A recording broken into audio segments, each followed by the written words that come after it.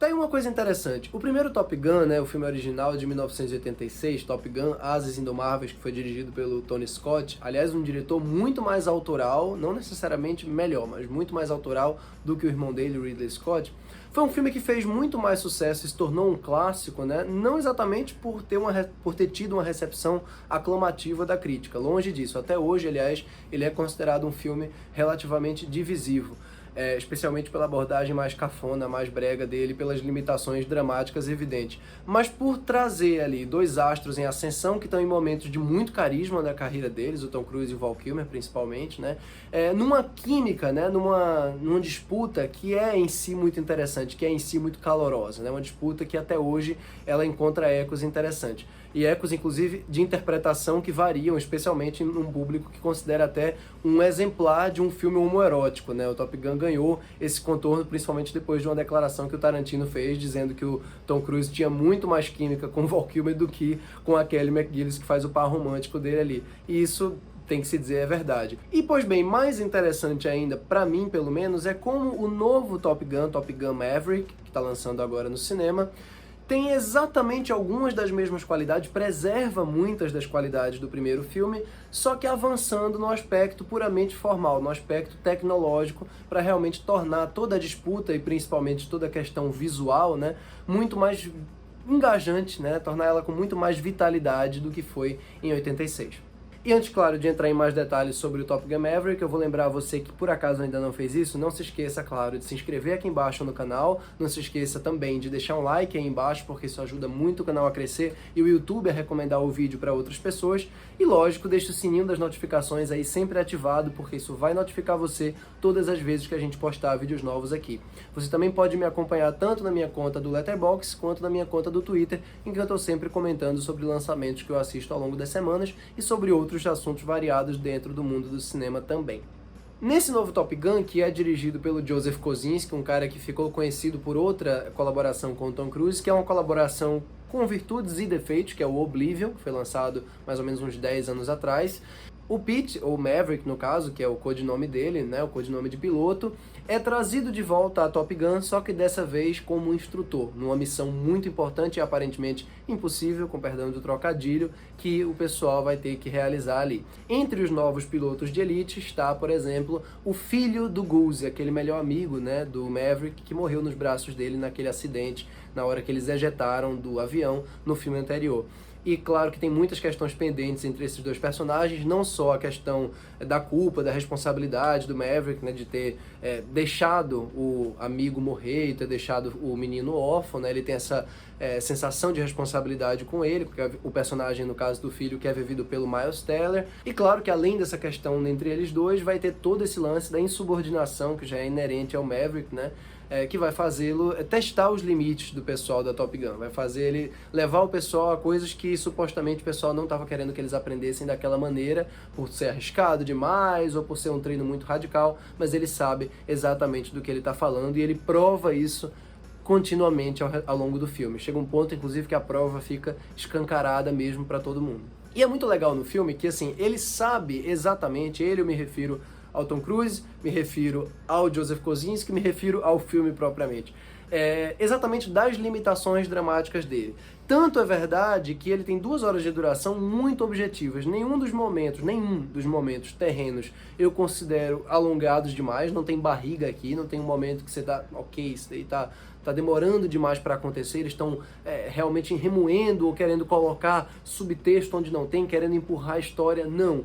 Todos os coadjuvantes são tratados exatamente como coadjuvantes, né? O que pode ser considerado por algumas pessoas um subaproveitamento de alguns bons talentos aqui, diga-se de passagem, mas no final das contas eu acho que ajuda numa proposta bastante clássica de blockbuster que o Joseph Kosinski e o Tom Cruise elaboraram juntos aqui. Isso é um filme que, antes de qualquer coisa, preserva esse ideal à moda antiga do original, de uma hombridade, né, de uma irmandade, de um momento em que os caras só se sentem completamente felizes e realizados quando estão entre si, tanto brigando quanto em momentos de celebração, né? Então o filme constantemente reitera essa tecla, só que, claro, sem aquela chave de ultra cafonice do filme original, porque o Tony Scott tinha naturalmente essa veia mais brega, essa coisa mais kitsch mesmo, né, do que o Kosinski. O Kosinski já vem de uma geração que busca uma certa verossimilhança, um cinismo, um realismo, mas esse cinismo e esse realismo não tem tanto espaço aqui não. Na verdade é um filme que só tem,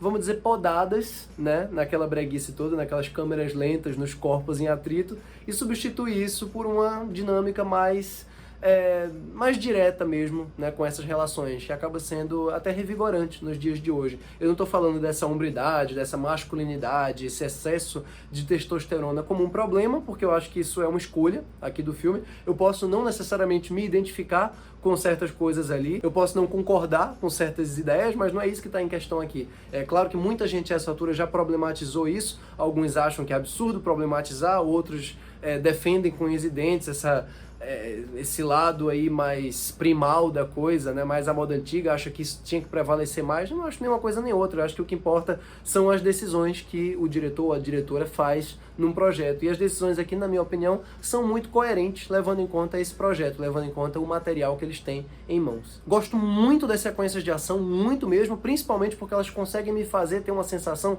muito boa de escala, né, da distância do avião para o solo, né? No anterior você ficava completamente perdido, tá? Esse avião tá onde em relação ao outro, quem tá atirando em quem.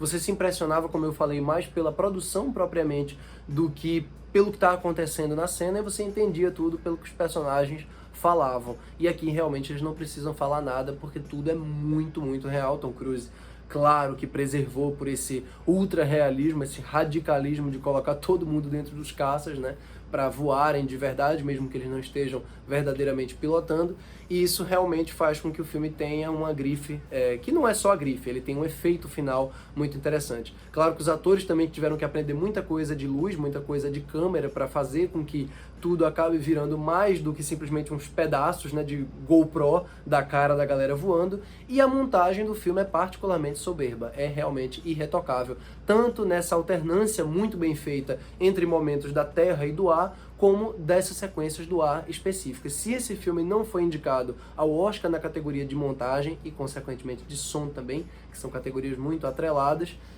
não existe justiça no mundo. E eu sei, não existe mesmo. Outra coisa que facilmente vai ser alvo de reclamação é o fato das personagens femininas terem muito pouco espaço na trama propriamente, especialmente a Jennifer Connelly, que é um interesse amoroso simpático, bacana, mas que tá ali bem en passant, né? Tá pra fazer um ou outro momento mais fofo com o Tom Cruise, mas sinceramente eu vejo mais afeto, mais verdade na interação deles do que eu via entre a Kelly McGillis e o Tom Cruise no filme de 86. Então, levando em conta que o interesse do filme não é nisso, e ele deixa bem claro que não é, eu acho que não é uma escolha necessariamente equivocada, não. Eu acho que é uma escolha correta, e a Jennifer Connelly, como sempre, tem um sorriso radiante. Assim, você olha pra ela, você tem vontade de sorrir junto. Naturalmente, muita coisa aqui, de um ponto de vista de drama, né, de estrutura, de personagem, que surge, insurge, né, que se sobrepõe ao outro, né, os arquétipos que são colocados ali são estratégicos e às vezes podem parecer um tanto quanto esquemáticos também. Muita coisa parece um cálculo natural do que seria o futuro de Top Gun, né, do que aconteceria no filme seguinte. Dito isso, eu acho que eles fizeram absolutamente o melhor que eles podiam com um material como esse. E principalmente eles entregaram uma experiência de imersão, né, nesses voos que eu, francamente, nunca vi dessa forma no cinema. Fez parecer aquelas sequências aéreas de Dunkirk, que são boas sequências, são inclusive melhores do que o resto do filme, na minha opinião, pareceria um carrossel, né? E eu acho que isso é um elogio e tanto que eu poderia fazer ao Joseph Kosinski e ao Tom Cruise. Eu acho um filmão de ação e acho um filme, sim, superior ao original, e um filme que eu reveria em qualquer momento sem problema nenhum.